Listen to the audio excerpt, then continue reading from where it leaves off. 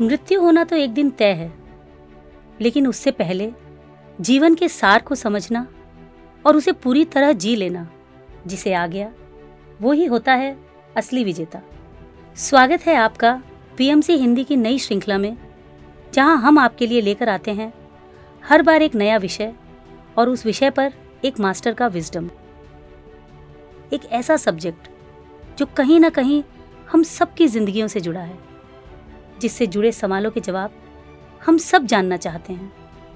दोस्तों, जैसा कि हम लगातार खबरों और मीडिया के माध्यम से देख ही रहे हैं कि आज हमारा समाज बहुत तेजी से बदल रहा है और इस तेज बदलाव के साथ कुछ नई समस्याएं भी तेजी से पनप रही है।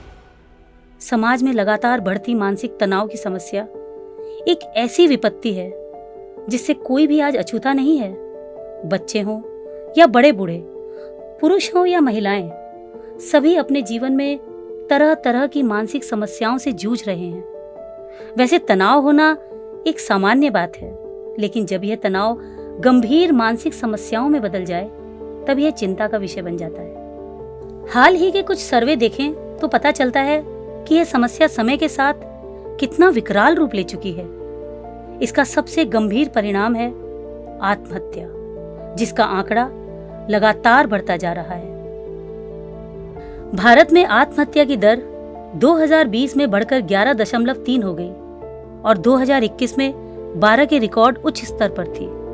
WHO के अनुमान के अनुसार भारत में 2019 तक वैश्विक स्तर पर आत्महत्या की दर 41वीं है।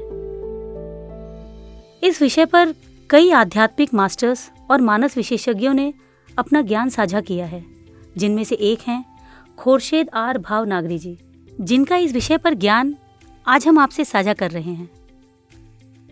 सबसे पहले हमें जानना चाहिए कि वे कौन से कारण हैं जो किसी व्यक्ति को उस स्तर तक ले जाते हैं जहां वह खुद अपने हाथों से अपनी जिंदगी को खत्म कर देना चाहता है। खुर्शीद जी कहती हैं, कोई भी व्यक्ति जिसे आत्महत्या करने का विचार आता है, वह अपने मन में बहुत गहराई में कहीं किसी न किसी तरह के डर से विचलित होता है या लगातार चल रहे नकारात्मक विचारों से। वे कहती हैं, बहुत से लोग किसी होटल के कमरे से या किसी बिल्डिंग की छत से कूदकर अपनी जान दे देते हैं, क्योंकि वे जिस परिस्थिति में हैं उसका सामना कर पाने में असमर्थ होते हैं। परीक्षा में फेल हो जाने पर वे अपने अभिभावकों का सामना करने से डर रहे होते हैं। यह बहुत दुखद है कि हमारे समाज में इतने छोटे कारणों से लोग अपना सुंदर और अमूल्य जीवन नष्ट कर लेते हैं, जबकि परमात्मा आपको हमेशा प्रयास करने के लिए नए अवसर देता रहता है। क्या आप जानते हैं किसी व्यक्ति को जो ऐसे किसी डर से जूझ रहा हो? क्या आप अपने अंदर ऐसे किसी डर को देख पाते हैं जिसे आप खुलकर प्रकट नहीं कर सकते?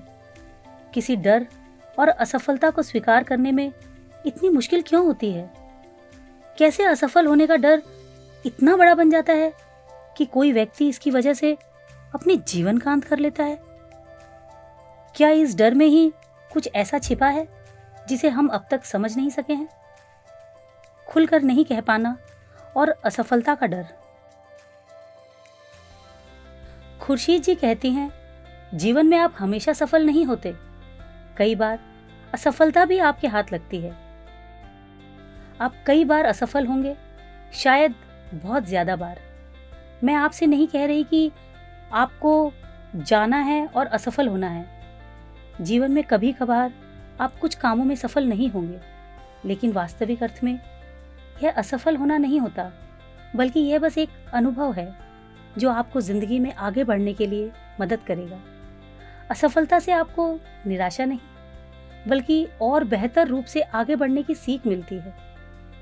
असफलता से सीखने वाला व्यक्ति ही सही और गलत का बेहतर निर्णय ले सकता है। असफलताओं से सीखना ही एक सबसे बड़ी सफलता है और असफल होने पर कुछ छोड़ देना सच में असफलता है। इसका एक और बड़ा कारण भी होता है, जो है अविकसित अवचेतन मन।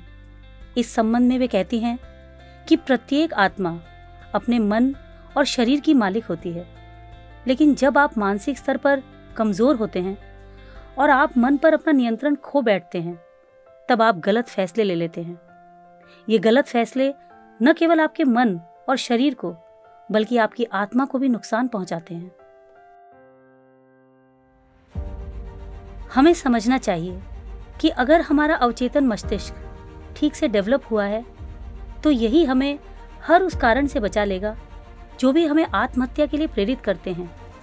ऐसा कई बार हुआ है जब किसी व्यक्ति ने आत्महत्या करने का प्रयास किया, लेकिन किसी अज्ञात शक्ति या चमत्कार ने उन्हें बचा लिया। ऐसा तब होता है जब कोई व्यक्ति आत्महत्या करने का इरादा तो कर लेता है, लेकिन गहरे में कहीं उसका सबकॉन्शियस माइंड लगातार मदद ढूंढ रहा होता है और मदद के लिए की गई वह पुकार इतनी शक्तिशाली होती है कि व्यक्ति इससे बच जाता है।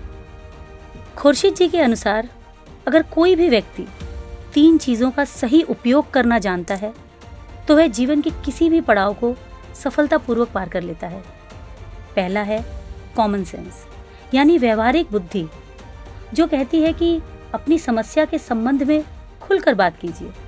समस्या से पीड़ित होने के बजाय उसका हल ढूंढिए। यदि आपके पास खुलकर बात करने के लिए कोई नहीं है तो अपने उच्च स्वरूप से जुड़ने का प्रयास कीजिए, जिसका सबसे अच्छा माध्यम है ध्यान। ध्यान की निर्विचार अवस्था में दुनिया के किसी भी प्रश्न का हल छिपा है। इसी अवस्था में आप परमात्मा से जुड़ते हैं। दूसरी चीज है विजडम, यानी ज्ञान। एक ज्ञानी व्यक्ति की तरह जीवन को देखिए। याद रखिए कि बदलाव प्रकृति का नियम है। आपकी जो भी समस्या है वो आज है, वो हमेशा नहीं रहेगी। जो भी दुख है वह क्षणिक है। अधिक से अधिक आध्यात्मिक ज्ञान ग्रहण कीजिए, जिससे जीवन को देखने का आपका नजरिया बदलेगा और आपका अवचेतन मन विकसित होगा। तीसरी चीज है इंटेलिजेंस, यानी बुद्धि। आपकी बौद्धिक क्षमताओं का उपयोग कीजिए। विचारों की शक्ति को पहचानिए और समझिए कि विचारों का चुनाव पूरी तरह आपके हाथ में है और एक सही चुनाव करने में कभी देर नहीं होती। अगर नकारात्मक विचार आपके जीवन को नकारात्मक बना सकते हैं तो सही विचार सही दिशा भी तो दे सकते हैं, और इनका चुनाव करना हमेशा आपके हाथ में है। याद रखिए, आप अपने मन के मालिक हैं, मन आपका मालिक नहीं। इसलिए आप क्या सोचते हैं इस पर आपका विशेष ध्यान होना चाहिए।